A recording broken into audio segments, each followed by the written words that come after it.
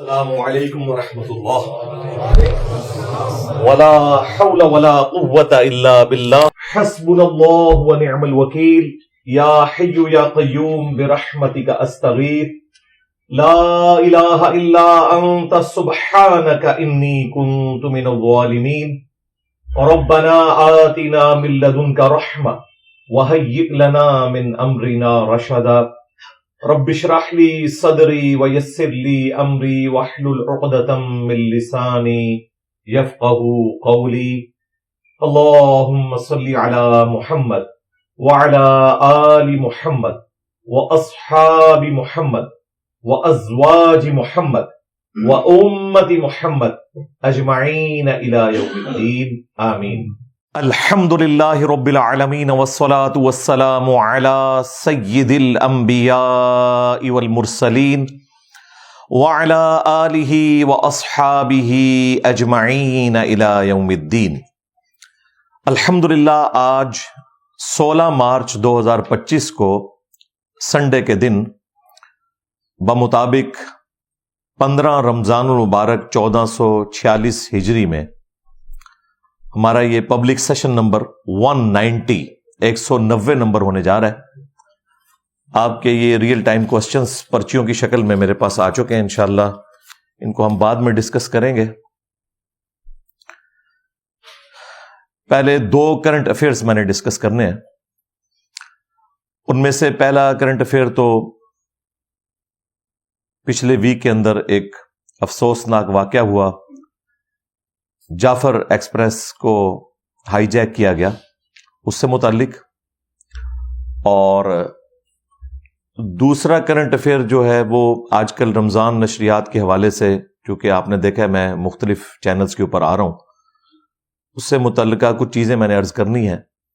کچھ علماء کی طرف سے بھی سٹیٹمنٹس آئی ہیں اسی کانٹیکسٹ میں انشاءاللہ ان کو بھی ڈسکس کروں گا۔ اور اسپیشلی ہم نے لیڈیز کے لیے کوسچن آنسر سیشن کا آڈیو ریکارڈنگ میں سلسلہ عید کے بعد شروع کرنا ہے، اس کو بھی میں اسی میں ڈسکس کر دوں گا۔ آج کے ٹاپک کی طرف جانے سے پہلے 2 اناؤنسمنٹس میں نے کرنی ہے۔ پہلی تو صبح کے وقت ہی ہمیں خبر موصول ہوئی، آپ نے بھی چینلز کے ذریعے دیکھ لیا کہ کل مغرب سے تھوڑی دیر پہلے یا عصر کی نماز کے لیے جاتے ہوئے مفتی منیر شاکر صاحب کو رحمہ اللہ تعالی ظلماً ایک خودکش حملے میں یا گرنیڈ پھینک کر یا کوئی ڈیوائس وہاں لگائی تھی، کسی بھی طریقے سے مختلف چیزیں سامنے آ رہی ہیں، شہید کر دیا گیا۔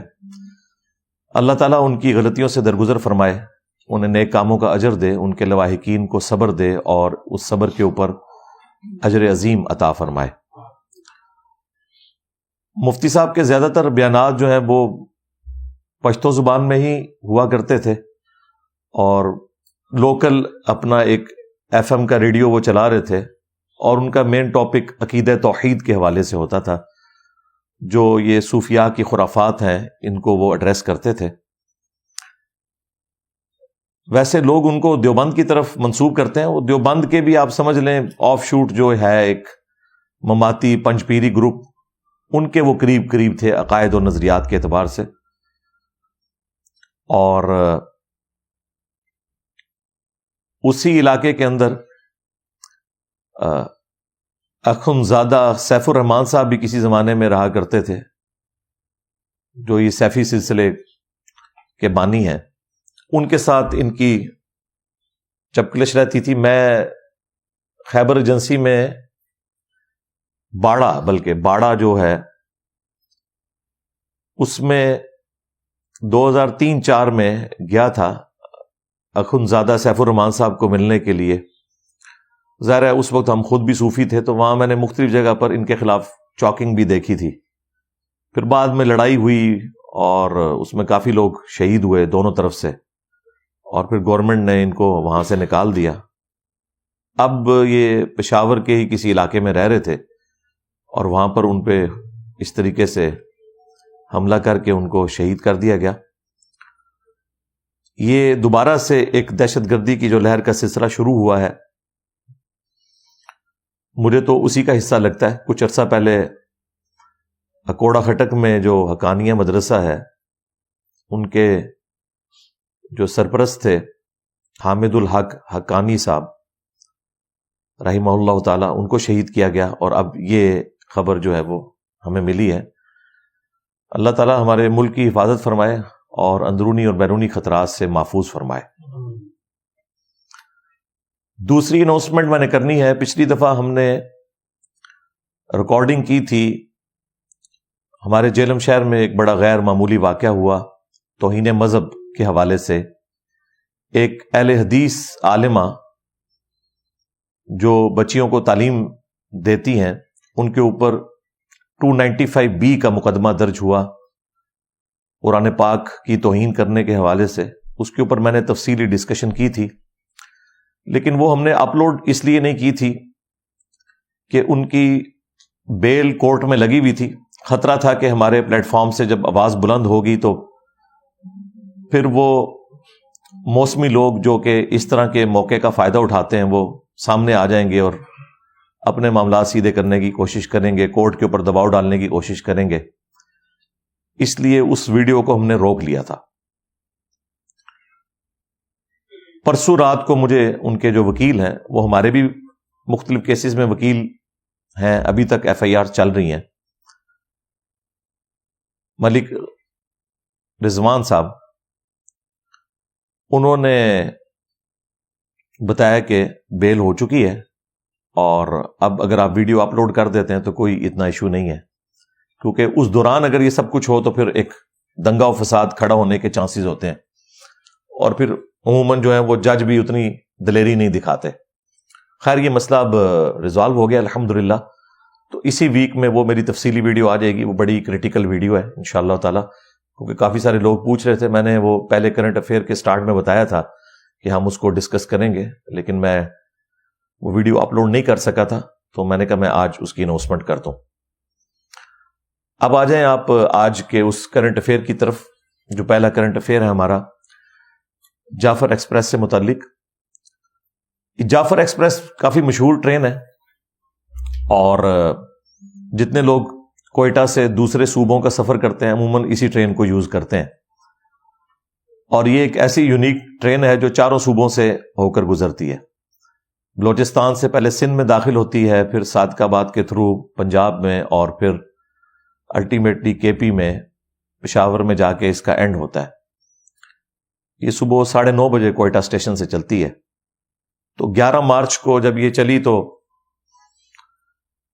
تھوڑے ہی فاصلے کے اوپر جہاں ٹنلز کا سلسلہ شروع ہوا، وہاں پر جو 8 نمبر ٹنل تھی اس کے پاس FC کی چوکی تھی جو ریلوے پٹری کی حفاظت کے لیے، وہاں پر 3 اہلکار تھے، ان کو شہید کر کے BLA کے دہشت گردوں نے پٹری کو بم دھماکے سے اڑایا، اس کی وجہ سے ٹرین ظاہر رک گئی، اور پھر آلموسٹ کوئی 1.5 گھنٹے تک فائرنگ کا سلسلہ رہا۔ جو سیکیورٹی اس میں تھی انہوں نے اتنی ہی مزاحمت کرنی تھی، اور اس کے بعد انہوں نے ہتھیار ڈال دیے، اور پھر دہشت گردوں نے تقریباً کوئی 400 کے قریب مسافر تھے، ان کو انہوں نے ہائی جیک کیا، اور پھر ان کے شناختی کارڈ دیکھ کر پنجابیوں کو انہوں نے الگ کیا، اور آلموسٹ کوئی 33 کے قریب لوگ شہید کیے گئے جو رپورٹ ہو رہے ہیں ISPR کی طرف سے۔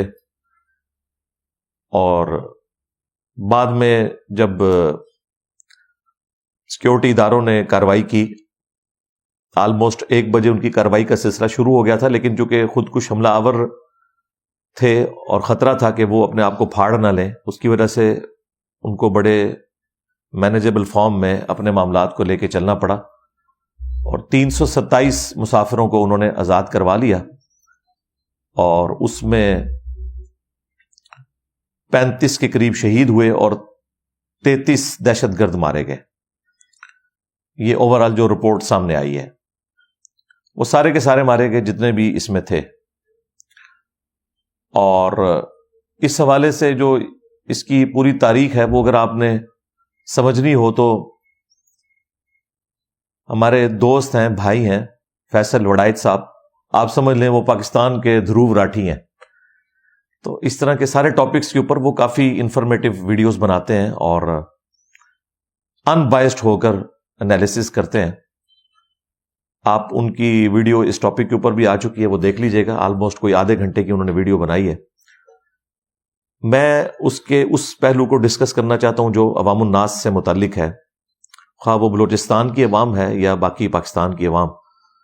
تو میں 5 علمی پوائنٹس کی شکل میں مختصراً اپنا موقف اس حوالے سے رکھوں گا اصلاح کے لیے، کیونکہ اس میں ظاہر ہے کہ ہمارے ساتھ کے مسلمان ہی شہید ہوئے ہیں، بلکہ ہمارے جہلم شہر سے بھی، جہلم کے آپ ضلع میں کہہ لیں، ڈومیلی ایک علاقہ ہے، وہاں سے بھی ایک جوان شہید ہوا، اور یہ تقریباً 35 کے قریب لوگ شہید ہوئے ہیں، FC کے 3 اہلکاروں کو ملا کر. اللہ تعالیٰ سب کی مغفرت کرے اور ان کے لواحقین کو صبر دے اور صبر پہ اجر عظیم عطا فرمائے. ان کے لیے تو ظاہر ایک تکلیف دہ چیز ہے، باقیوں کے لیے بھی ہے، لیکن بالخصوص جو رشتہ دار ہوتے ہیں ان کے لیے تو ایک تکلیف کا معاملہ ہے. اور اس میں بڑی دردناک سٹوریز بھی آپ نے دیکھی ہیں، سامنے آئی ہیں. BBC والوں نے تو کافی ساری چیزیں رپورٹ کی ہیں، وہ آپ دیکھ سکتے ہیں. 5 علمی پوائنٹس کی شکل میں موقف رکھوں گا. علمی پوائنٹ نمبر 1، جہاں تک بلوچستان کے لوگوں کی پولیٹیکل سٹرگل کا تعلق ہے تو میں نے ہمیشہ اپنے پلیٹ فارم سے اسے سپورٹ کیا ہے. میری کافی ساری ویڈیوز آج کی نہیں، 2012 سے ریکارڈڈ ہے.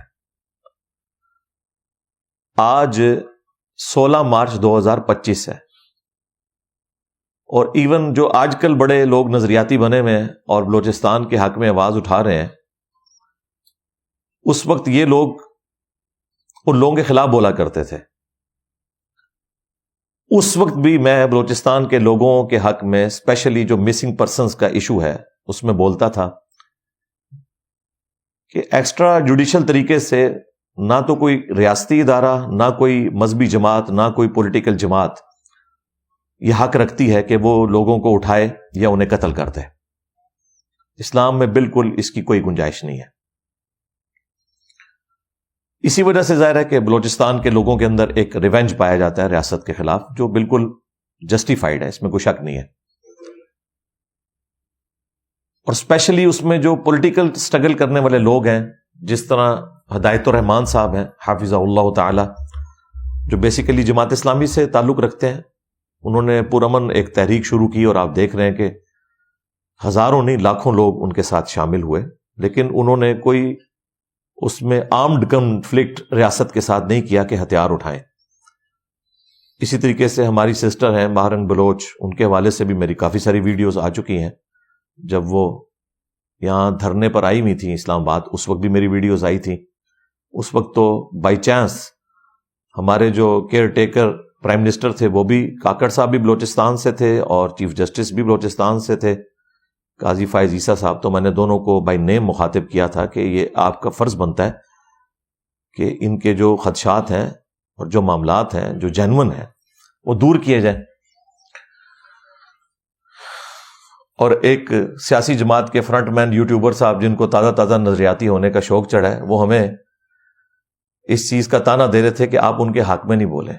ایک بات بھی اس شخص کی صحیح نہیں نکلی، بلکہ اس کے ایک قریبی دوست نے ابھی پچھلے دنوں پھر مجھے ایک آڈیو بھیجی جس میں وہ کہہ رہے تھے کہ جی ہمارے لیے پہلے پاکستان ہے اور پھر عمران خان ہے. میں نے کہا بھائی ہمارے لیے پہلے ایمان ہے، پھر پاکستان ہے اور پھر کوئی اور ہے. تو آپ نے اپنے ایمان کا سودا کیا ہے اپنے سیاسی لیڈر کی محبت میں. اللہ سے ڈریں. آپ نے جتنے جھوٹ بولے، اور میں نے آپ کی شرائط بھی مان لی کہ ان شرائط کے ساتھ میں بیٹھوں گا. میں نے کہا میں ہر شرط ماننے کے لیے تیار ہوں، سامنے آ کے بیٹھ. لیکن اس کو قریبی ساتھیوں نے بتا دیا تھا کہ تم نے جھوٹ بولے ہیں، اتنے جھوٹ بولے ہیں کہ جب بے نقاب ہوگے تو تمہاری جماعت جو ہے وہ جاتی رہے گی. جماعت کو تو ویسے ہی اس نے باندھ کے مروایا، اور اب تو وہ کہہ رہا ہے کہ وہ جماعت والے جواب دیں گے، میرا کوئی تعلق نہیں ہے. جو انجینئر صاحب پوائنٹ اٹھا رہے ہیں کہ حلال ایکسٹینشن کون سی ہوتی ہے، حرام ایکسٹینشن کون سی ہوتی ہے، حلال بھگوڑا کون سا ہوتا ہے، حرام بھگوڑا کون سا ہوتا ہے، اور حلال قوم کا باپ آرمی چیف کون سا ہوتا ہے اور حرام قوم کا باپ آرمی چیف کون سا ہوتا ہے، حلال سیم پیج کون سا ہوتا ہے، حرام سیم پیج. اب آپ کو بھی پتا ہے، آپ کی مسکراہٹ بتا رہی ہے کہ یہ بیچارہ کیا جواب دے گا ان چیزوں کے. بس انہیں چکی ہٹ ہاتھ دیتا ہے, بلکہ مشین ہی ہاتھ دیتا ہے, دوے پاسوں کیما ہی بن کے نکلے گا. مولویاں دا بھی نکلیا, ہوں انہاں دا بھی نکلدا پیا.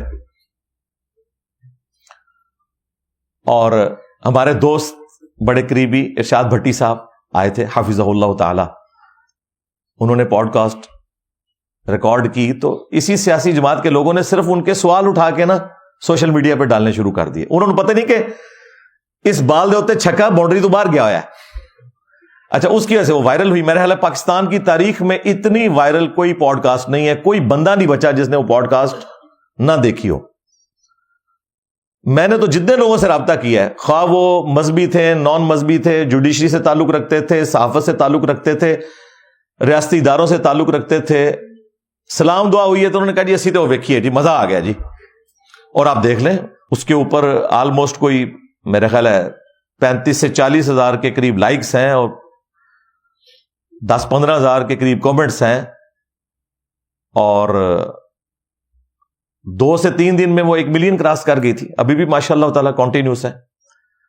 اور مجھے بالکل نہیں پتا تھا کہ انہوں نے مجھ سے کیا ڈسکس کرنا ہے, اور نہ ہم کسی کو پابند کرتے ہیں کہ آپ یہ پوچھیں یا نہ پوچھیں.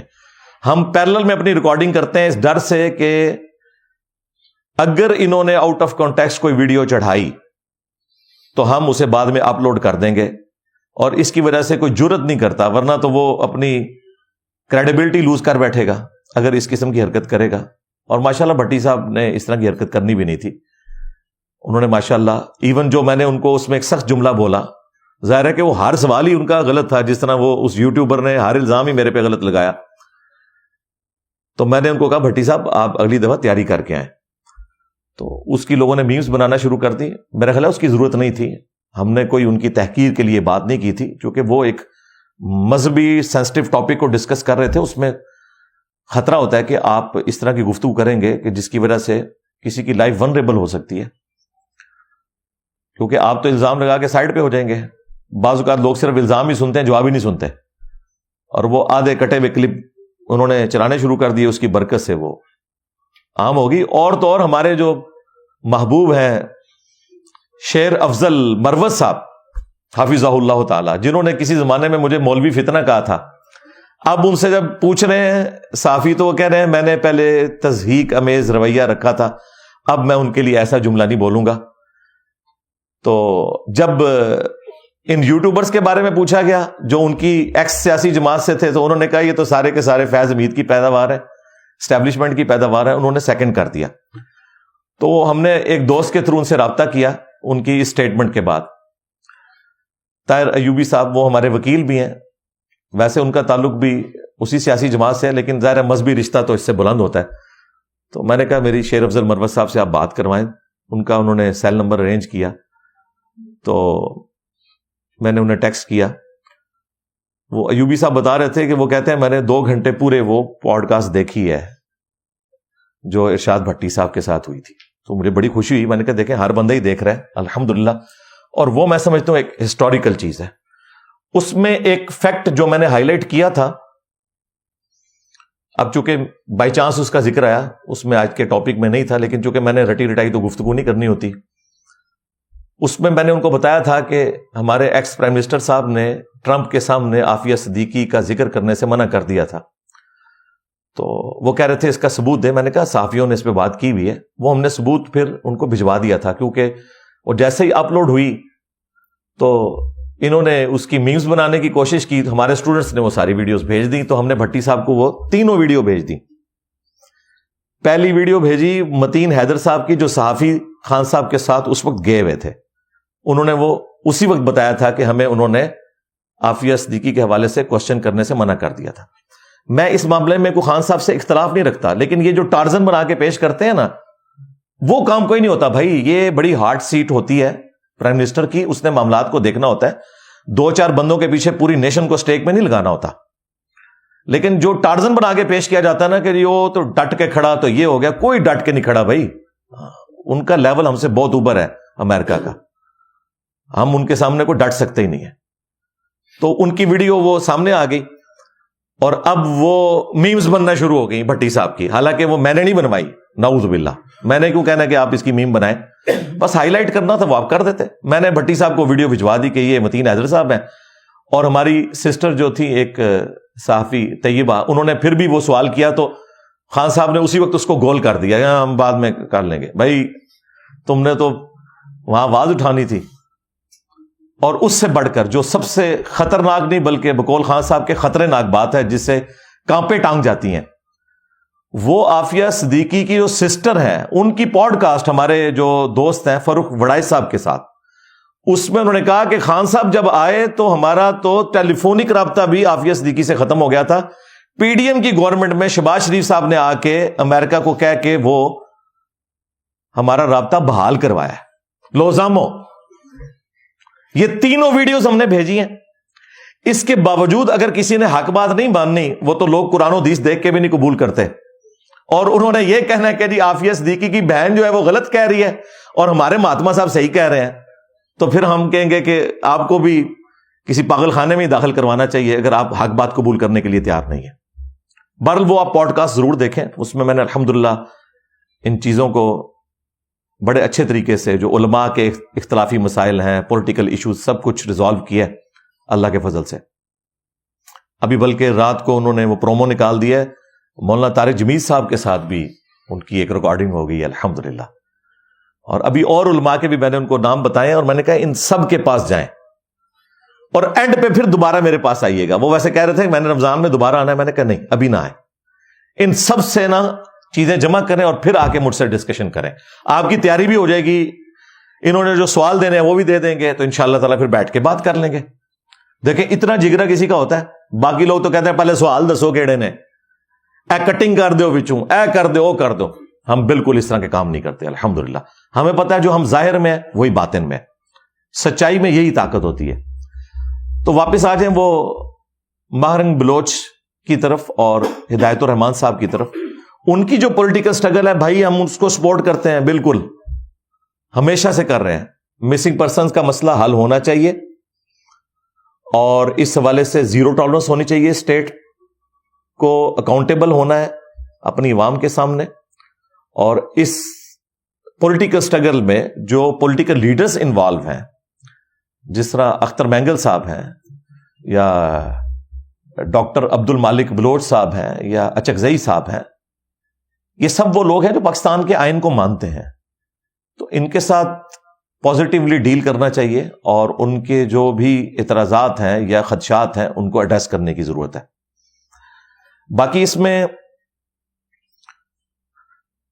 میں زرداری صاحب کو کریڈٹ دوں گا اسپیشلی کہ انہوں نے 18ویں جو آئینی ترمیم پاس کی تھی اس کی وجہ سے صوبوں کو ان کا متعلقہ حصہ ملا، جس کی وجہ سے اب اچھا خاصا بجٹ بلوچستان کے لیے اویلیبل ہے، اور وہ بجٹ عوام الناس تک بھی پہنچنا چاہیے۔ یہ نہیں ہے کہ انہی بڑے سیاسی لیڈروں میں اس کو تقسیم کر دیا جائے جس طرح کسی زمانے میں ہوتا تھا۔ پیسے تو وہ اچھے خاصے ہیں اگر وہ لگائے جائیں عوام الناس کے اوپر۔ تو این ایف سی ایوارڈ 18ویں آئینی ترمیم میں جو ہوا، یہ ایک تازہ ہوا کا جھونکا ہے خصوصاً محروم صوبوں کے لیے، جس میں پہلے نمبر کے اوپر بلوچستان آتا ہے، اس میں کوئی شک نہیں ہے۔ علمی پوائنٹ نمبر 2، بلوچستان کے حالات پاکستان بنتے ہی خراب ہو گئے تھے، اور اس میں ظاہر ہے کہ اس وقت بانی پاکستان محمد علی جناح بھی زندہ تھے جب یہ اختلافات کا سلسلہ شروع ہوا، اور پھر بعد میں ایوب خان کے دور کے اندر کافی زیادہ معاملات خراب ہوئے۔ بھٹو صاحب نے بھی اس کو صحیح طریقے سے ہینڈل نہیں کیا۔ اگر کوئی اچھا پیچ اس حوالے سے ہے تو وہ ضیاء الحق کا دور ہے، اور اس کے بعد 90s کا جو بے نظیر اور نواز شریف کے جو ادوار ہیں، مشرف کے آنے سے پہلے یہ بلوچستان کا گولڈن پیریڈ تھا۔ اس وقت کوئی اس طرح کے معاملات نہیں تھے، اور اکبر بگٹی صاحب نے سارے ایشوز کو بڑے اچھے طریقے سے ہینڈل کیا ہوا تھا۔ لیکن 2006 میں جو بیوقوفی ہوئی ریاست سے، بلکہ بلنڈر ہوا، اس میں بگٹی صاحب کا بھی تھوڑا بہت ہاتھ تھا، لیکن ریاست ماں کا درجہ رکھتی ہے، ان کو ٹالریٹ کرنا چاہیے تھا۔ انہوں نے ان کو اس طریقے سے شہید کر دیا، اور اس کے بعد سے معاملات خراب ہوئے جو آج تک قابو نہیں آ رہے۔ اور اس حوالے سے ریاست کو اپنی غلطی کو ایڈمٹ کرنا چاہیے. پولیٹیکل لیڈرز تو اس وقت بھی ایون جو مشرف کے ساتھ بھی تھے, چودھری شجاعت حسین صاحب, باقی لوگ, ان کے اس وقت کے ٹی وی انٹرویوز رکھے میں وہ بھی اس چیز کی مخالفت کر رہے تھے کہ بلوچستان میں یہ آپریشن نہیں ہونا چاہیے. لیکن آپ کو پتا ہے ڈکٹیٹرز بدماش ہوتے ہیں, کسی کی سنتے نہیں ہیں, اور وہ تو خود اپنے انجام کو پہنچ گیا مر کے, لیکن پیچھے یہ ایک مصیبت ہمارے گلے ڈال کے چلا گیا. بگٹی صاحب کی اسیسینیشن کے بعد پھر بلوچستان کے لوگوں نے, میجورٹی عوام نے کنکلوڈ کر لیا کہ ریاست پاکستان ہمیں ہمارا حق دینے کے لیے تیار نہیں ہے. باقی جو شروع میں مخالفت کی تھی نا محمد علی جناح کے زمانے میں, وہ بالکل فضول مخالفت تھی. اس کی وجہ یہ ہے کہ جب گریٹ برٹن نے ہمیں آزادی دی تھی ورلڈ وار 2 کے بعد, حادثاتی طور پر, چونکہ ہٹلر کی وجہ سے وہ کافی کمزور ہو گئے تھے, ہٹلر جنگ ہار گیا, لیکن ان کا بھی کچھ نہیں بچا. ان کو مجبوراً پھر گاندھی صاحب کی پولیٹیکل سٹرگل اور محمد علی جناح کی پولیٹیکل سٹرگل کی وجہ سے ہمیں آزادی دینی پڑی. ظاہر ہے ہم نے جنگ سے یہ 2 ملک حاصل نہیں کیے, بھارت اور پاکستان, یہ پولیٹیکل سٹرگل کے بعد آزاد ہوئے. تو اس وقت گریٹ برٹن نے 2 ملک بنائے تھے, اور جو یہ باقی ریاستیں تھیں نا انڈیپینڈنٹ, ان کو بھی پابند کیا تھا کہ آپ نے انہی 2 ملکوں میں سے کسی ملک کو چوز کرنا ہے. لہذا یہ کہنا کہ جی پہلے ہم انڈیپینڈنٹ ریاست تھے تو ہمیں انڈیپینڈنٹ ہونا ہے, یا بیچ میں کرلات کی آپ کو پتا ریاست تھی اور ادھر حیدرآباد کی ریاست تھی. انڈیا میں تو 500 سے زیادہ ریاستیں تھیں جو انڈیا میں شامل ہوئیں, اور پاکستان میں بھی اس طرح کی ریاستیں تھیں, بھاولپور تھا, کرلات تھا, یہ شامل ہوئے. یہ گریٹ برٹن نے ان کو پابند کیا تھا. صرف کشمیر کا مسئلہ تھا ڈسپیوٹڈ, جو آج تک یو این او میں ڈسپیوٹڈ ہے.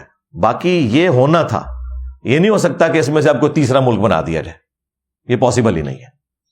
اور اس میں ظاہر ہے کہ جو علاقے پاکستان کی باؤنڈریز کے اندر آتے تھے وہ ایک طرح سے جزیرے بن گئے تھے. اب بلوچستان کے سینٹر میں وہ کرلات ہے, ساری طرف پاکستان تھا, تو ظاہر ہے انہوں نے پاکستان کو ہی جوائن کرنا تھا. اس طریقے سے حیدرآباد بھی ایک جزیرہ بن گیا تھا, ساری طرف انڈیا تھا, تو انہوں نے الٹیمیٹلی ضم ہونا تھا انڈیا کے اندر, پاکستان کے ساتھ تو شامل ہی نہیں ہو سکتا تھا.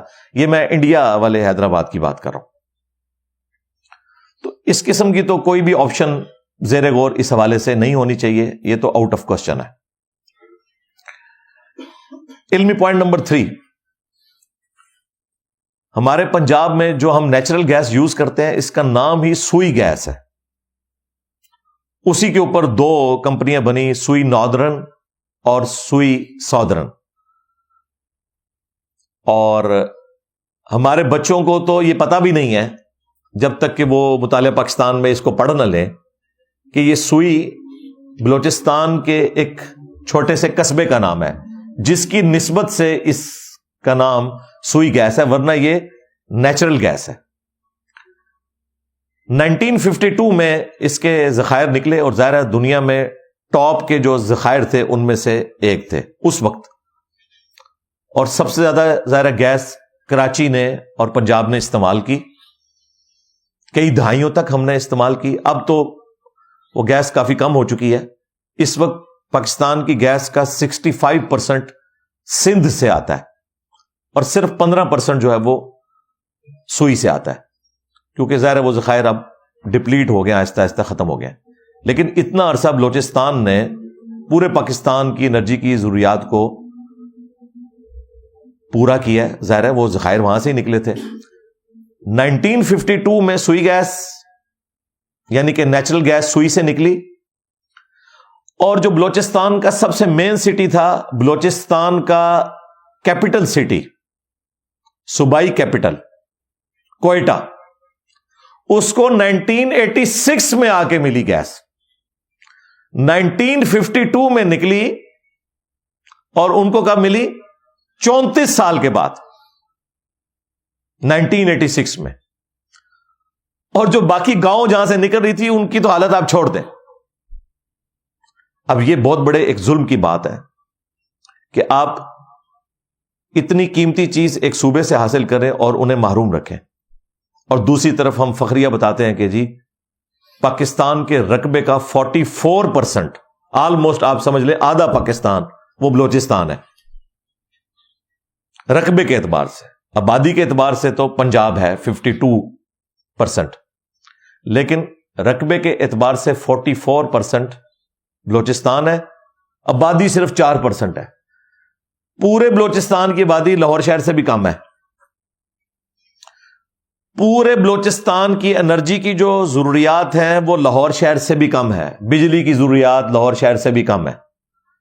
تو میں نے تو اپنی ویڈیوز میں کئی دفعہ گورنمنٹ سے ریکویسٹ کی ہے کہ اگر ہم بلوچستان کو بجلی اور گیس فری بھی دے دیں تب بھی پاکستان فائدے میں ہے جو کچھ بلوچستان نے پاکستان کو دیا ہے.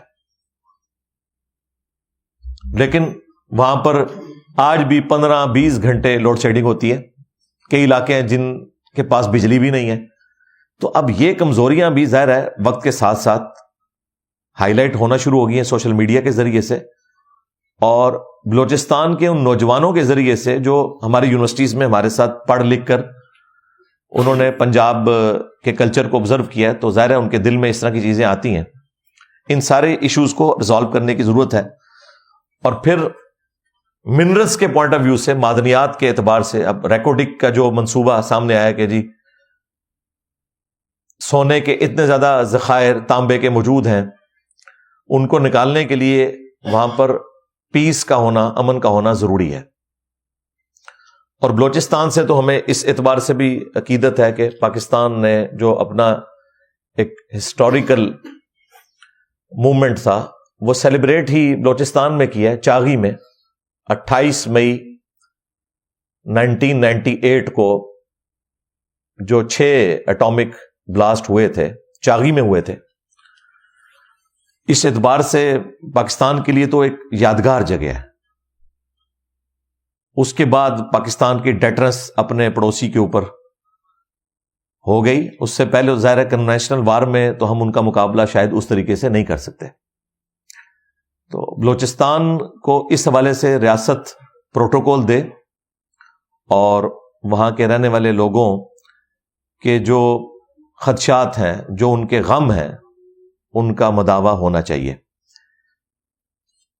علمی پوائنٹ نمبر 4، یہ میں بلوچستان کے رہنے والے لوگوں سے ریکویسٹ کرنے جا رہا ہوں. ہمارے تو ماشاء اللہ تعالی ہزاروں میں اسٹوڈنٹس ہیں کوئٹہ میں اور ارد گرد دوسرے شہروں میں، ایون گاؤں ایریا میں بھی جہاں تک موبائل کے سگنل آتے ہیں. کوئٹہ سے کافی سارے لوگ اور بلوچستان سے یہاں اسی جعفر ایکسپریس میں ہماری اکیڈمی سے ہو کے جا چکے ہیں.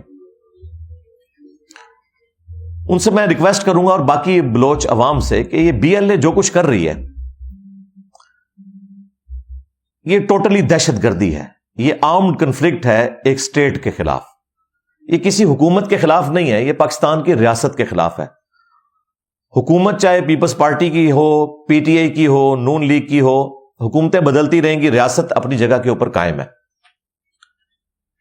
دہشت گردی خواہ کوئی لبرل جماعت کرے بی ایل اے کی شکل میں، یا کوئی مذہبی جماعت کرے ٹی ٹی پی کی شکل میں، یا کوئی ریاستی ادارہ کرے ایکسٹرا جوڈیشل طریقے سے کسی کو قتل کرے، یہ ساری کی ساری چیزیں ایکٹیویٹیز اسلام کی روح سے حرام ہے اور کسی صورت ان کو سپورٹ نہیں کیا جا سکتا. اب میں خود یونیورسٹی سے پڑھا ہوں. ہماری انجینئرنگ یونیورسٹی ٹیکسلا کے اندر ہمارے ساتھ بلوچی بھی پڑھتے تھے، سرائکی اسپیکنگ بھی پڑھتے تھے، پشتون بھی پڑھتے تھے، اور ہم نے کبھی کوئی ڈفرنس نہیں کیا. اگرچہ پنجابیوں کی تعداد زیادہ تھی لیکن ہمیں تو بعد میں پتا چلا کہ ان کے دلوں میں پھر بھی کوئی ہمارے بارے میں ہوتا تھا، اور اس میں بھی ہماری ریاست کا قصور تھا. پنجابیوں کا تو بیچاروں کا قصور ہی کوئی نہیں نا. اگر پنجاب نے ریسورسز کو یوز کیا ہے تو اس میں پنجابیوں کا تو کوئی قصور نہیں کہ انہیں قتل کیا جائے. لیکن ہم نے کبھی ان کے بارے میں کوئی نیگیٹو چیز نہیں رکھی. لیکن جب اس طرح کی چیزیں عام ہونا شروع ہوتی ہیں، پھر سوشل میڈیا کے اوپر بلوچ ورسز پنجابی جنگ شروع ہو جاتی ہے. اور پچھلے دنوں تو آپ کو پتا ہے وہ کہہ رہے تھے جی کوئٹہ دربار ہوٹل جو ہے ان کا بائیکاٹ کیا جائے. اور بھائی اس میں تو کئی پنجابی ہیں جو جابز کر رہے ہیں. کوئٹہ دربار ہوٹل کا کیا قصور؟ تو بلوچستان اور پنجاب کے رہنے والے لوگ دونوں پاکستانی ہیں، مسلمان ہیں، اس سے بھی بڑی بات، اور ایک دوسرے سے محبت رکھنے والے، اور محبت کرنی چاہیے۔ نفرت کی روش اختیار کرنے سے معاملات بگڑتے ہیں۔ تو ہماری یونیورسٹی میں بھی اگرچہ آرگنائزیشنز بنی ہوئی تھی، بلوچیوں کی، سرائکیوں کی، پشتون کی، لیکن وہ صرف ایک آپ سمجھ لیں گیٹ ٹوگیدر کرنے کے لیے، لڑائی جھگڑے کرنے کے لیے نہیں۔ لڑائی جھگڑے اس وقت بھی پالیٹکس کی بنیاد پہ ہوتے تھے، پیپلز پارٹی، مسلم لیگ، اور ان کی بنیاد کے اوپر ایم ایس ایف بن جاتی تھی اور پی ایس ایف بن جاتی تھی۔ اللہ کا شکر ہے اب یہ سارے معاملات سیٹل ہو چکے ہیں، اسی لیے تو ہمیں ڈگری کرتے ہوئے 5 سال لگ گئے، حالانکہ 4 سال کی ڈگری تھی، اب تو وہ 4 سال میں ڈگری مکمل ہو جاتی ہے۔ رہا بعض لوگوں کو یہ وسوسہ آنا کہ جی جس طرح بنگلہ دیش الگ ہو گیا تھا تو اب بلوچستان بھی الگ ہو جائے گا، تو بھئی خوابوں کی دنیا سے باہر نکلیں۔ بنگلہ دیش کی تو جغرافیائی پوزیشن ایسی تھی کہ اگر مجھ سے پوچھا جاتا تو اسی وقت 2 ملک بننے چاہیے تھے۔ یہ کبھی بھی اس طریقے سے اکٹھے رہ نہیں سکتے تھے، یا تو آپ سپر پاور ہونا امریکہ کی طرح تو دنیا میں کہیں پر بھی اپنا کوئی اڈا چلا لیں، بیچ میں انڈیا جیسا ملک ہو اور ہزاروں کلومیٹر کا فاصلہ ہو، اور اس سے بڑھ کر پھر ویسٹ پاکستان کا سلوک ایسٹ پاکستان کے ساتھ اچھا بھی نہ ہو، اگرچہ پاکستان کی موومنٹ وہاں سے سٹارٹ ہوئی تھی، تو اس کا الٹیمیٹ انجام یہی ہونا تھا۔ بہتر تھا کہ شروع میں 2 ملک بن جاتے۔ خیر، اس کو بلوچستان کے ساتھ کمپیئر کرنا اس اعتبار سے بھی غلط ہے، اور اس اعتبار سے بھی غلط ہے کہ اس وقت ہماری فوجی طاقت اتنی مضبوط نہیں تھی جتنی آج ہے، اس میں تو کوئی شک نہیں ہے، خصوصاً ایئر فورس کے پوائنٹ آف ویو سے۔ لہٰذا اگر کسی کے دماغ میں ہے کہ اس طریقے سے بلوچستان کو پاکستان سے الگ کیا جائے گا، جو یہ خواب دیکھ رہے ہیں، اور یہ بی ایل اے والوں کو بھی خواب دکھائے جا رہے ہیں، صرف پاکستان کے بلوچستان کا مسئلہ نہیں ہے۔ بلوچستان کا ایریا 3 ملکوں میں پھیلا ہوا ہے، پاکستان، افغانستان اور ایران۔ تو کیا افغانستان اور ایران اپنے بلوچستان سے دستبردار ہونے کے لیے تیار ہیں؟ کوئی بھی نہیں ہوں گے۔ ہم نے تو ویسے ہی نہیں ہونا۔ اس کی وجہ یہ ہے کہ گریٹ برٹن نے 2 ملک بنائے تھے، انڈیا اور پاکستان، اور اس میں بلوچستان پاکستان کا حصہ ہے۔ اس وقت اگر کسی نے کچھ کرنا تھا تو کر لیتا۔ اب اس طرح کے معاملات کو اٹھانا یہ بالکل دہشت گردی کے اوپر مبنی ہے۔ پولیٹیکل سٹرگل ضرور کریں، لیکن یہ کہنا کہ پاکستان کی ریاست کے ٹکڑے کیے جائیں اور بلوچستان کو الگ کیا جائے، تو یہ خوابوں کی دنیا سے باہر نکلیں، یہ پاسبل ہی نہیں ہے۔ اور دیکھیں دوسری طرف پنجاب کی یونیورسٹیز میں آ کے ہمارے بلوچ پشتون بھائی پڑھتے ہیں، ہمارے آفیسز میں بھی ساتھ جاب کرتے ہیں۔ پنجاب نے سپیس دی ہوئی ہے۔ ہمارے جیلم شہر کے اندر جتنے تندور ہیں سب پشتون چلا رہے ہیں۔ ہمارے ذہن میں تو کبھی نہیں آیا کہ یہ دوسرے صوبوں سے آ کے یہاں پہ کمائی کر رہے ہیں۔ بڑے اچھے ہمارے مراسم ہیں، سب کے ساتھ ہمارے اکیڈمی کے ممبرز ہیں، اللہ کا شکر ہے۔ ہم تو ان چیزوں سے آزاد ہیں، اور پنجاب میں تو اس طرح کی ایک تعصب والی سوچ پائی بھی نہیں جاتی۔ یہ اس وجہ سے نہیں کہ میں پنجابی ہوں، میں ریئل آپ کو بتا رہا ہوں۔ یا پنجاب میں نہیں پائی جاتی، یا کراچی میں نہیں ہے۔ کراچی غریبوں کی ماں ہے، ادروائز باقی صوبوں میں آپ کو یہ ڈفرنس نظر آئے گا۔ لیکن بلوچستان میں چونکہ ریاست سے مسئلے مس ہینڈل ہوئے، اس کی وجہ سے یہ معاملات بڑھ گئے۔ ان کو ایڈریس کرنے کی ضرورت ہے۔ اور بلوچستان کی عوام سے میں یہ بھی ریکویسٹ کروں گا کہ آپ کے پاس گوادر کی شکل میں سونے کی چڑیا ہے، پاکستان کو تو فائدہ اس کا ہونا ہی ہونا ہے۔ آپ کے لوگوں کے لیے، آپ کی آنے والی نسلوں کے لیے یہ ایک ایسی اپرچونٹی ہے کہ جابز کے لیے آپ کو دوسرے ملکوں میں بھی جانے کی ضرورت نہیں پڑے گی۔ صرف $4 ارب سالانہ پاکستان کو اس راستے کے ٹیکس کی مد میں سی پیک کے ذریعے جو تجارت ہوگی وہ مل جایا کرے گا۔ اور ہمارا ٹریڈ ڈیفیسٹ بھی جس کے لیے ہم IMF کے پاس جاتے ہیں وہ $4 ارب ہے۔ پاکستان کی یہ نہر سوئز ہے، سی پیک، یہ پاناما کینال ہے پاکستان کے لیے۔ ہماری دعا ہے کہ یہ جلد از جلد کامیابی کی طرف جائے اور گوادر کا انٹرنیشنل ایئرپورٹ بھی اسٹیبلش ہو اور اس کی بندرگاہ بھی اسٹیبلش ہو. لیکن جن لوگوں کے مفادات ہیں اس حوالے سے کہ وہ اس کے مقابلے میں فیل ہو رہے ہیں، خواہ وہ ایران ہو، افغانستان ہو یا انڈیا ہو، ان سب نے اس میں لچ فرائی کیا ہوا ہے. یہ کلبھوشن یادیو جو پکڑا گیا تھا، اس نے خود اپنا بیان دیا ہے کہ یہ سب کچھ راہ کروا رہی تھی کہ چائنا اور پاکستان کے درمیان دوریاں پیدا کی جائیں اور اس طریقے سے سی پیک کامیاب نہ ہو سکے، اور اس کا الٹیمیٹ نقصان پاکستان کو تو ہونا ہے، بلوچستان کو بھی ہونا ہے. آج کے اس ماڈرن دور میں جب نیشن سٹیٹس بن چکی ہیں، قومی ریاستیں، ورلڈ وار 2 کے بعد یو این او نے ملکوں کی باؤنڈریز کو تسلیم کر لیا ہوا ہے. اب کوئی بھی آرمڈ کنفلکٹ کر کے کسی علاقے کو آزاد نہیں کروا سکتا. یہ بالکل اپنے دماغ سے نکال لیں بات. ہم نے کتنی کوشش کی کشمیر کو آزاد کروانے کی، غلط طریقے سے. مولانا مودودی رحمہ اللہ تو اس وقت بھی مخالف تھے جب 1948 میں فوج داخل کی گئی. انہوں نے کہا یہ کوئی طریقہ نہیں ہے، جنگ کرنی ہے تو اوپن کریں. اوپر سے ہم یو این او کی بائنڈنگ کے اندر ہے اور اندر سے ہم گوریلا وار کر رہے ہیں. انہوں نے مخالفت کی تھی. قرآن و سنت کی روح سے آپ اس طرح جنگ نہیں کر سکتے جب تک کہ آپ اس کو اوپن ڈکلیئر نہ کریں. اس کا اینڈ رزلٹ کیا نکلا؟ وہاں بھی مسلمانوں کو تکلیف اٹھانی پڑی. الٹیمیٹلی 2004 کے اندر آ کے مشرف صاحب نے ہاتھ اٹھا دیے. پہلے جب ہمارے الیکٹڈ پرائم منسٹرز کہتے تھے انڈیا سے دوستی کرنی ہے تو یہ ان کو غدار وطن کہتے تھے. پھر خود وہی پالیسی اڈاپٹ کر لی اور ان کو اندازہ ہو گیا کہ بھائی اس طرح کچھ بھی نہیں ہونا. اب انڈیا وہی حرکت کر رہا ہے بلوچستان کے اندر، تو انجام انڈیا کا بھی یہی ہونا ہے.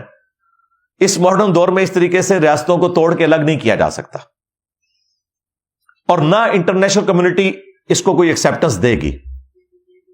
اور کسی نے آ کے انٹرویو بھی نہیں کرنا. آپ نے گوریلا وار ہی لڑنی ہے. اگر آپ سمجھتے ہیں کہ کوئی فوج اپنی داخل کر دے گا یہاں پہ سپورٹ کرنے کے لیے بلوچیوں کی، تو کوئی بھی داخل نہیں کرے گا، کیونکہ پھر انٹرنیشنل بائنڈنگز ہوتی ہیں، وہ پابندیاں لگ جاتی ہیں. کیونکہ اگر یہ دروازہ کھول دیا جائے تو پھر تو کوئی ملک بھی کسی کے اوپر چڑھ دوڑے گا.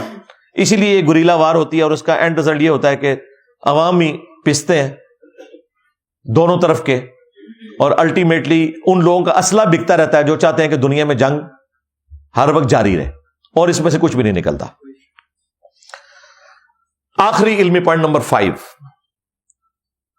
وہ میں پاکستان کی جو باقی عوام ہے ان سے میں ریکویسٹ کروں گا، یہ جو کچھ جعفر ایکسپریس کے ساتھ معاملات ہوئے اور سوشل میڈیا کے اوپر ایک خاص سیاسی جماعت کی طرف سے ریاست پاکستان کے خلاف جو دہشت گردی کی گئی، فوجیوں کا مذاق اڑایا گیا، مجھے نہیں سمجھ آتی کہ آپ ایک شخص کی محبت میں پاکستان سے نفرت کیوں کرتے ہیں. میں اسے ڈیجیٹل دہشت گردی کہوں گا تو انہیں برا لگے گا. ہم آپ والی لینگویج یوز کرتے ہیں جو آپ کے مہاتما صاحب کے دور میں 5th جنریشن وار تھی، یعنی کہ حلال ڈیجیٹل دہشت گردی کہنا جس کو حلال ہے. تو یہ آپ جو 5th جنریشن وار اپنے مہاتما صاحب کے دور کے اعتبار سے اور آج کل کے دور کے اعتبار سے ڈیجیٹل دہشت گردی کر رہے ہیں اور شہداء کا مذاق اڑا رہے ہیں. آپ نے دیکھا یوٹیوبرز نے کس طریقے سے ولاگز بنائے ہیں. اللہ تعالیٰ نے ان کو ننگا کر دیا. بات میرے اوپر کر رہے تھے تو وہ خود ننگے ہو گئے اس قسم کی گفتگو کر کے. یعنی وہ کوئی پاکستان کی ہمدردی میں نہیں بول رہے، اپنا غصہ نکال رہے ہیں. اس موقع کے اوپر تو تمام پولیٹیکل جماعتوں کو ایک جگہ جمع ہونا چاہیے تھا. صرف ایک بیرسٹر گور صاحب نے اچھی سٹیٹمنٹ دی ہے، لیکن ان کے ساتھ ہی کھڑے ہوئے باقی لوگ جو ہے نا وہ ہارڈ لائنر ہیں، انہوں نے پھر اور طرح کے بیان دینے شروع کر دیے. اور آج کل تو ہمیں وہ بھاشن دے رہے ہیں کہ جس کے پردادے کا سارا یہ بیڑا غرق کیا ہوا ہے ایوب خان. یہ سارے کا سارا پاکستان کا سسٹم جو بگڑا ہے، جو فوج ہم پہ مسلط رہتی ہے کبھی ڈائریکٹلی کبھی انڈائریکٹلی ہائبرڈ رجیم کی شکل میں، یہ ایوب خان صاحب کا تحفہ ہے. اور دیکھیں مولانا مودودی رحمہ اللہ تعالی جو عورت کی حکمرانی کے حق میں نہیں تھے، ایوب خان کے مقابلے پر اس زمانے میں انہوں نے محترمہ فاطمہ جناح کو سپورٹ کیا تھا. انہوں نے کہا یہ ایکسس آف ایول ہے، اس کو ایڈریس کرنے کی ضرورت ہے چاہے فاطمہ جناح کا ساتھ دینا پڑے. اور شیخ مجیب الرحمان وہ بنگلہ دیش میں جو اس وقت ہمارا ایسٹ پاکستان تھا، محترمہ فاطمہ جناح کے ریپریزنٹیٹو تھے، پولیٹیکل ایجنٹ تھے، کئی جلسوں میں وہ آپ کو پیچھے کھڑے ہوئے نظر آئیں گے. لیکن ہم نے ان لوگوں کے ساتھ کیا کیا؟ تو ماضی سے سبق سیکھنا چاہیے، اور اس قسم کی جو کمپین سوشل میڈیا کے اوپر چلائی جا رہی ہے اس کا بالکل حصہ نہ بنے. یہ کوئی پاکستان کے ساتھ خیر خائی والا معاملہ نہیں ہے. سب سے پہلے ہمارے لیے ایمان ہے، اس کے بعد پاکستان ہے، اور پھر کوئی پولیٹیکل لیڈر ہے، وہ آپ کا جو بھی ہے، چاہے وہ مولانا فضل الرحمان ہو یا عمران خان صاحب ہوں یا نواز شریف صاحب ہوں یا زرداری صاحب ہوں یا حافظ نعیم الرحمان صاحب ہوں، وہ بعد میں. اب میری پرسنل عقیدت جماعت اسلامی کے ساتھ ہے. حافظ صاحب نعیم الرحمان صاحب جو ہے وہ اپرائٹ ایک انسان ہے. دیکھیں انہوں نے اپنی سیٹ واپس کر دی کہ میں سیٹ نہیں جیتا ہوا. اتنا حوصلہ کس بندے میں ہوتا ہے؟ لیکن خدا نہ خواستہ اگر ریاست پاکستان کے حوالے سے ان کی بھی کوئی سٹیٹمنٹ آئے گی تو ہم انہیں بھی کنڈیم کریں گے. اس وقت اگر آپ نے ملک کو بچانا ہے تو پاکستان کی جو یونٹی کی علامت ہے، باوجود اس کے کہ پاکستان کی تباہی کی بھی سب سے بڑی وجہ ہماری اسٹیبلشمنٹ ہے، لیکن پاکستان کی یونٹی کی علامت بھی ہماری فوج ہے کہ خیبر سے لے کر کراچی تک، گوادر تک، پورے ملک کو اگر ایک یونٹ میں پرویا ہوا ہے تو ظاہر ہے ہمارے ریاستی اداروں کی وجہ سے یہ ساری یونٹی قائم ہے. آج ان کی گرفت ڈھیلی پڑے نا، شام سے پہلے ٹی ٹی پی قبضہ کر لے گی اسلام آباد کے اوپر، اور صبح وہ جیلم اکیڈمی پہنچے ہوئے ہوں گے. ہاں، اور صرف جیلم اکیڈمی نہیں پہنچیں گے، یہ ذہن میں رکھیے گا. بریلویوں کا بھی کچھ نہیں بچنا ہے، اہل حدیث کا بھی کچھ نہیں بچنا. ابھی یہ کشمیر میں جو کانفرنس کی ہے اہل حدیث نے، انڈین کشمیر میں، انہوں نے کہا کہ 100 اہل حدیث علماء قتل کیے ہیں طالبان نے جب سے ان کی حکومت آئی ہے.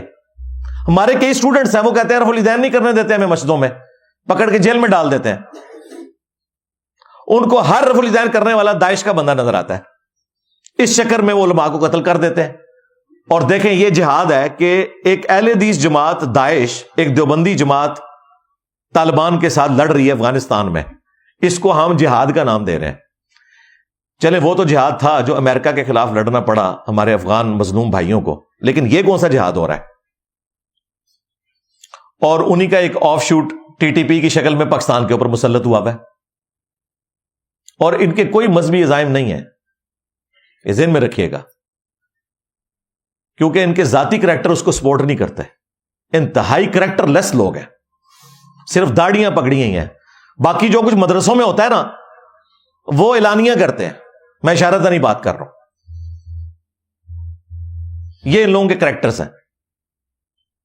اور میں اپنی سول سوسائٹی سے بھی کہوں گا کہ ٹی ٹی پی کی باری آتی ہے تو ہماری سول سوسائٹی یہ کہتی ہے کہ جی یہ دہشت گرد ہیں ملے، ان کے خلاف فوجی آپریشن ہونا چاہیے، ہم ضرب عزم کو سپورٹ کرتے ہیں، رد الفساد کو سپورٹ کرتے ہیں.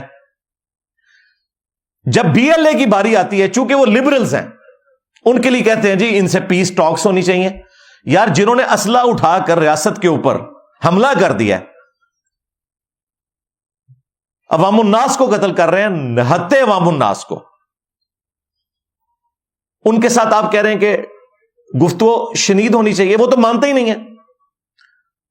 میں تو پاکستان کی ریاست سے ریکویسٹ کروں گا، پرائم منسٹر سے، آرمی چیف سے، کہ جن لوگوں کو شوق ہے نا ان کے ساتھ مذاکرات کرنے کا، انہی کو بھیجیں ان کے پاس. تو ان کو پتا چل جائے گا کہ مذاکرات ہوتے ہیں، کہ ان کو بھی چھڑانے کے لیے ہمیں پھر کوئی بتا دینا پڑ جائے گا. تو یہ دو نمبری نہیں ہونی چاہیے کہ صرف مولویوں سے لبرل طبقے کی نفرت ہے تو اس لیے ٹی ٹی پی کے خلاف فوجی آپریشن ہو اور بی ایل اے کے ساتھ مذاکرات ہوں. بھائی ٹی ٹی پی نے بھی آرمڈ کنفلکٹ کیا ہوا ہے ریاست کے خلاف، بی ایل اے نے بھی آرمڈ کنفلکٹ کیا ہوا ہے ریاست کے خلاف. دونوں کے ساتھ ایک طرح کی ٹریٹمنٹ ہونی چاہیے. اور ان کا علاج یہی ہے. یہ فتنہ الخوارج کی جو ٹرم یوز ہو رہی ہے وہ بالکل درست ہے. مولا علی علیہ السلام کے خلاف جو لوگ کھڑے ہوئے تھے مسلمان ہی تھے، تابعین تھے، بس گمراہ ہو گئے. تو خوارج کی ٹرم اس وقت شروع ہوئی کہ جو ریاست کے خلاف ریٹ آف دی گورنمنٹ کو چیلنج کرنے کے لیے آرمڈ کنفلکٹ کرتا ہے. پولیٹیکل سٹرگل کریں وہ بالکل ٹھیک ہے، ہم آپ کے ساتھ ہیں. آرمڈ کنفلکٹ کریں گے تو جیتنا تو آپ نے کوئی نہیں ہے، اپنا بھی بیڑا غرق کروائیں گے، اپنے عوام کا بھی بیڑا غرق کروا لیں گے. سیدھی سی بات ہے، ریاست کے ساتھ کسی علاقے کی کوئی ملیشیا کیا ٹکرا سکتی ہے؟ ریاست کے خلاف کوئی نہیں ٹکرا سکتا. لیکن ہمارے عوام کا بھی کام ہے کہ اس وقت ریاست کے ساتھ کھڑے ہوں اور اس طرح کا آرمڈ کنفلکٹ کرنے والوں کی بالکل کوئی سپورٹ نہ کریں. اور ریاست سے بھی میری ریکویسٹ ہے ہمیشہ سے کہ جو پولیٹیکل سٹرگل کرنے والے لوگ ہیں، ہدایت الرحمان صاحب ہوں یا بارن بلوچ ہوں یا آج کل جو ایک تازہ نظریاتی جماعت بنی ہے PTI، یہ جو پولیٹیکل سٹرگل کر رہے ہیں ان کے خلاف وہ کریک ڈاؤن نہیں ہونا چاہیے جو ہم آرمڈ کنفلکٹ کرنے والے دہشت گردوں کے خلاف کرتے ہیں. باقی آپ نے جو قانون بنانے ہیں وہ ضرور کریں، آپ نے FIA کے کیسز بنانے ہیں وہ ضرور بنائیں، جینون ہو. یہ نہیں ہے کہ میں تو یہ پیکا آرڈیننس کو بھی نہیں مانتا. ہاں جی، اگرچہ اس وقت جو پیکا آرڈیننس کے انڈر آئے ہوئے ہیں یہ اس کو حلال مانتے تھے اپنے زمانے میں، ہم اس والے پیکا آرڈیننس کو بھی حرام سمجھتے ہیں، آج والے کو بھی حرام سمجھتے ہیں. ہم کہتے ہیں کہ صحافیوں کے ساتھ بیٹھ کر اس کا کوئی سولوشن تلاش کرنا چاہیے اور انشاءاللہ ہو جائے گا. ابھی وہ اس طریقے سے فائنل نہیں ہو سکا، انہیں اندازہ ہو گیا. تو مجھے تو بہت پہلے اندازہ ہو گیا تھا کہ یہ FIA میں سے اس طرح علیحدہ سے سائبر کرائم کے پوائنٹ آف ویو سے الگ سے ایک ادارہ بنا رہے ہیں، اور اس میں بھی ہمارے اسٹوڈنٹس تھے. میں نے ان کو بھی اس وقت ریکویسٹ کی تھی کوئی ایسی شک نہ ڈالی جائے جس میں غریب عوام جو ہے وہ تختہ مشق بن جائے. قانون سخت ہونا، سزائیں سخت ہونا بالکل ٹھیک ہے، لیکن زیادتی نہیں ہونی چاہیے، کسی کے ساتھ ظلم نہیں ہونا چاہیے. تو یہ چند ایک گزارشات تھی جو میں نے رکھنی تھی آپ کے سامنے. اینڈ پہ ہم دعا کرتے ہیں کہ اللہ تعالیٰ پاکستان کی بالخصوص اور پورے عالم اسلام کی بالعموم حفاظت فرمائے اندرونی اور بیرونی خطرات سے. اللہم احسن عاقبتنا فی الامور کلیہا واجرنا من خزی الدنیا وعذاب الآخرہ. ربنا آتنا من لدنک رحمہ وہیئ لنا من امرنا رشدا. ربنا آتنا فی الدنیا حسنہ وفی الآخرۃ حسنۃ وقنا عذاب النار. صلو علی محمد وآل محمد. اللہم صل علی محمد وعلی آل محمد واصحاب محمد وازواج محمد وامت محمد اجمعین الی یوم الدین. آمین.